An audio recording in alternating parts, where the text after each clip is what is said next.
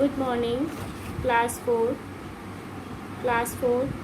एक बार हम पुनः उपस्थित हैं आपके सामने हिंदी सेकंड की बुक लेकर, और आज आपको मैं पाठ 6 पढ़ाऊंगी जिसका नाम है लिंग, और इंग्लिश में इसको क्या बोलते हैं, जेंडर बोलते हैं।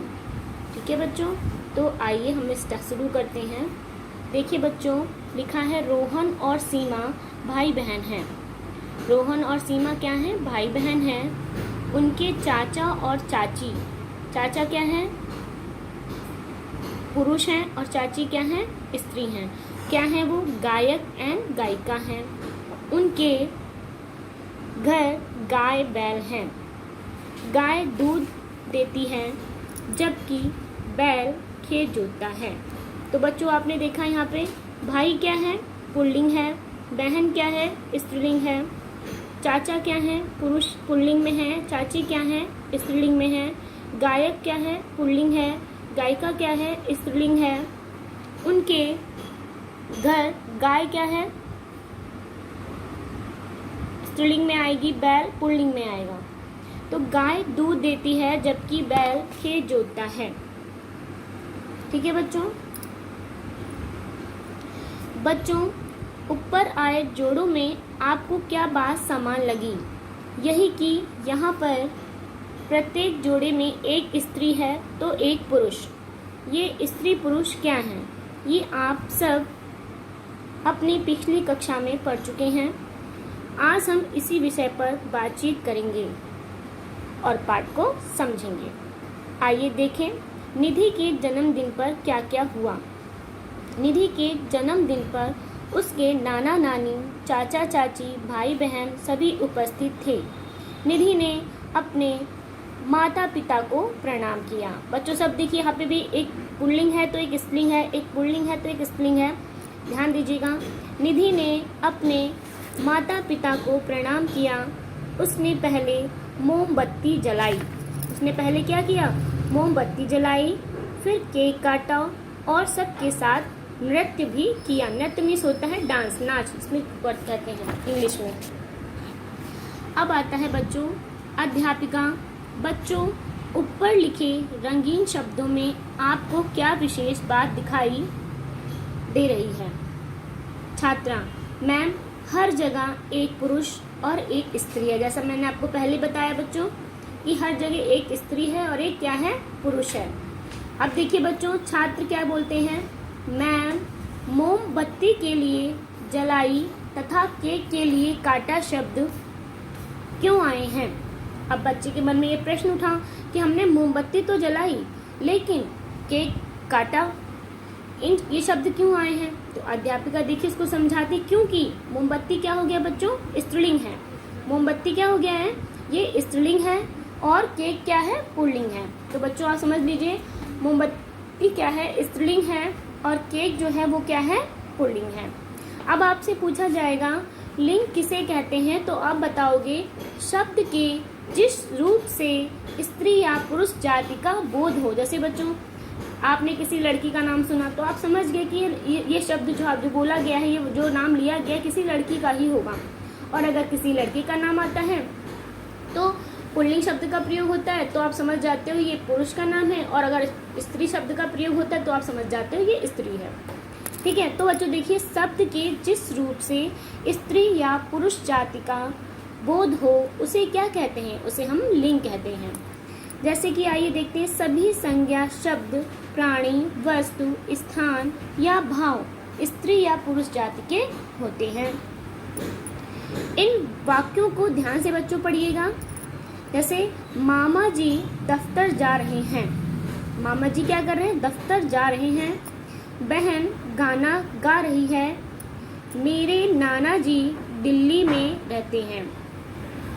मोर सुंदर होता है। अलमारी में पुस्तक रखी है। फलों की टोकरी छोटी है। तो बच्चों जो नीले इंक से लिखे हुए हैं जरा इन पे ध्यान दीजिएगा। मामा जी दफ्तर जा रहे हैं। बहन गाना गा रही है। मेरे नाना जी दिल्ली में रहते हैं। मोर सुंदर होता है। अलमारी में पुस्तक रखी है। फलों की टोकरी छोटी है।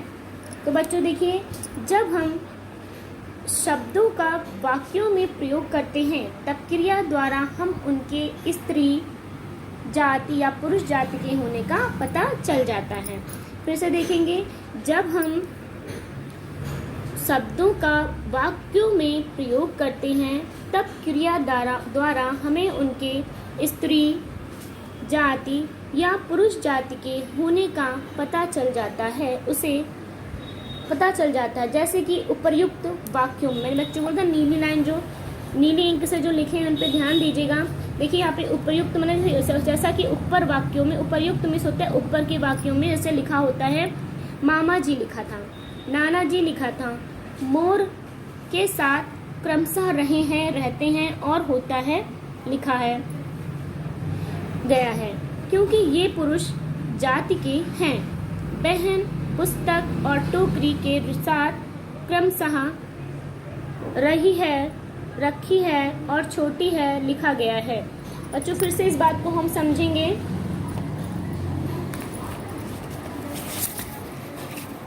इस बात को हम समझेंगे फिर से कि यहाँ पे क्या बताना चाह रहा है हमको। उसने बताया जो मामा जी थे, नाना जी हैं, मोर के साथ क्रमशः रहे हैं, रहते हैं, होता है लिखा है गया है, क्योंकि ये पुरुष जाति के थे, ठीक है। और बहन पुस्तक और टोकरी के साथ क्रमशः रही है, रखी है और छोटी है लिखा गया है, क्योंकि ये स्त्री जात के हैं। अब आपको समझ में आया ये वाक्य मतलब सेंटेंस वाक्य प्रयोग। अब उसके बाद बच्चों हम देखेंगे लिंग के। आपसे पूछा जा सकता है कि लिंग के कितने भेद होते हैं। तो बच्चों आप बताओगे, हिंदी भाषा में लिंग के 2 भेद होते हैं। नंबर 1 पुल्लिंग और नंबर दूसरा स्त्रीलिंग होता है। अब आपसे पूछा जाएगा पुल्लिंग की क्या परिभाषा होती है, तो आप क्या बताओगे? पुल्लिंग की बताओगे कि पुरुष जाति का बोध कराने वाले शब्द पुल्लिंग कहलाते हैं। फिर से समझ लीजिए, बहुत इजी परिभाषा है पुल्लिंग की। पुरुष जाति का बोध कराने वाले शब्द क्या कहलाते हैं? पुल्लिंग कहलाते हैं। फिर से पढ़ेंगे हम लोग इसको। पुरुष जाति का बोध कराने वाले शब्द पुल्लिंग कहलाते हैं, ठीक है। जैसे राजा, जैसे माता, भाई, राजा, हाथी, माली आदि, ठीक है। अब देखिए बच्चों, स्त्रीलिंग। स्त्रीलिंग क्या है? स्त्री जाति का बोध कराने वाले शब्द क्या कहलाते हैं? स्त्रीलिंग कहलाते हैं। फिर से देखेंगे स्त्री जाति का, अब यहाँ पे पुरुष जाति था तो पुल्लिंग हो गया, यहाँ पे स्त्री जाति है तो यहाँ पे स्त्रीलिंग हो जाएगा। स्त्री जाति का बोध कराने वाले शब्द स्त्रीलिंग कहलाते हैं, जैसे पिता, बहन, रानी, हथनी, मालिन आदि। अब देखिए बच्चों, आता है आपको कुछ अन्य पुल्लिंग स्त्रीलिंग शब्द दिए गए हैं, इनको हमें पढ़ना है और समझना है। जैसे शेर है तो क्या हो जाता है? शेरनी। हाथी है तो हथिनी। लेखक है तो लेखिका। सेवक है तो सेविका। गायक है तो गायिका। पोता है तो पोती। पंडित का पंडिताइन। सहपाठी सहपाठिन। ग्वाला ग्वालिन। लुहार लुहारिन। श्रीमान श्रीमती। बच्चों आप शब्दों को जितना साफ और स्पष्टता से बोलोगे उतना ही आपकी मात्राएं क्लियर होंगी और आपको लिखने में कोई भी कठिनाई नहीं होगी। सेठ सेठानी। राजा रानी। कवि कवित्री। बिलाव बिल्ली। बंदर बंदरिया। युवक युवती। वर वधू। पुरुष स्त्री। भाई बहन। बैल और गाय। तो बच्चों आप इनको एक बार पुनः अपने आप से पढ़ना, बहुत अच्छा लगता है इनको और ये जल्दी से याद भी हो जाते हैं।